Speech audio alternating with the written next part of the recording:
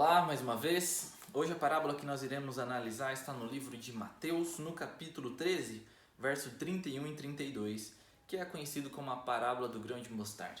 E eu leio aqui, na minha versão, diz o seguinte: Outra parábola lhe propôs, dizendo: O reino dos céus é semelhante a um grão de mostarda, que um homem tomou e plantou no seu campo, o qual é, na verdade, a menor de todas as sementes, e crescida é maior do que todas as hortaliças. Se faz uma árvore, de modo que as aves do céu venham aninhar-se nos seus ramos.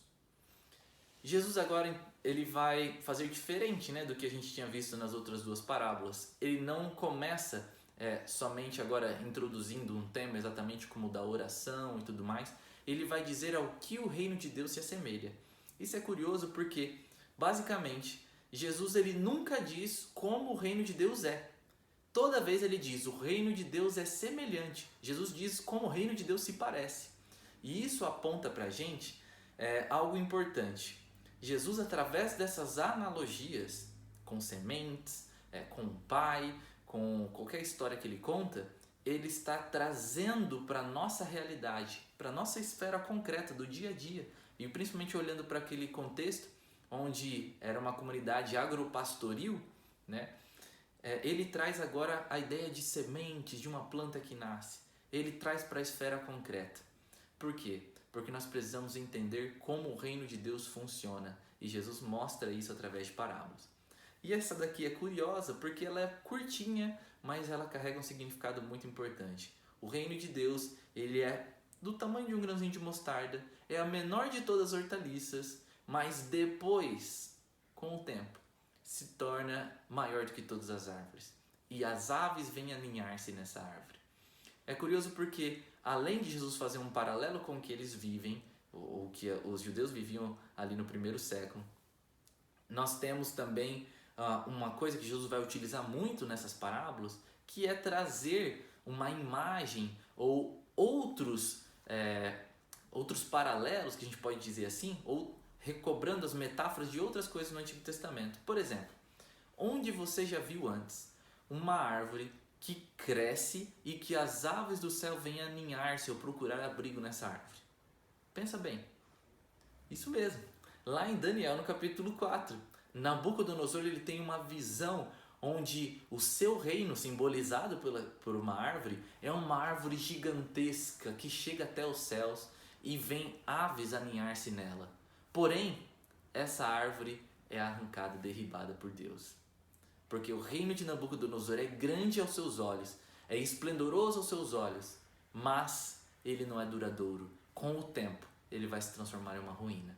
O que Jesus está fazendo aqui, aparentemente, é contrastar o reino de Deus, insignificante de início, aparentemente pequeno e não muito, sem muito potencial de transformação da realidade.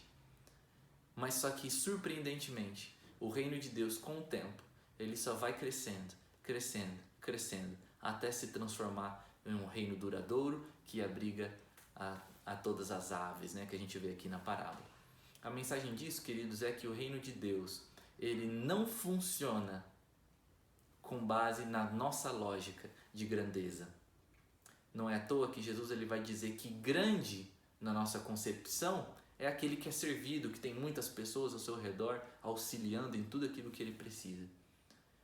Mas Jesus ele vai dizer, queridos, no reino de Deus, grande é aquele quem serve, não é aquele que é servido.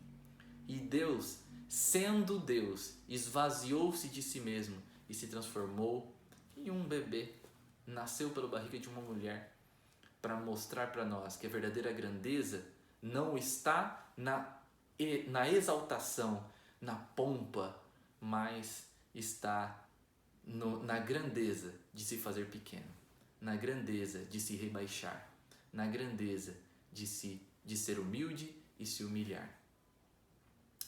Por isso que o reino de Deus ele vai se tornar grande, porque com o tempo Deus ele vai exaltar aqueles que são humilhados e ele também vai enaltecer aqueles que hoje são rebaixados. Quando a gente decide viver pela lógica do reino de Deus, nós não nos preocupamos com grandeza aqui nessa terra.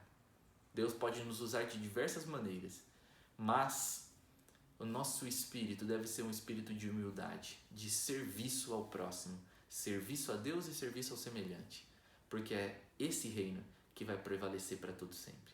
Que essa lógica futura, do reino futuro, possa fazer parte do nosso dia a dia, nas nossas relações, seja com o cônjuge, seja com os nossos filhos, seja com os nossos colegas de trabalho, que nós possamos não procurar ser servidos, mas servir a todo aquele que precisar.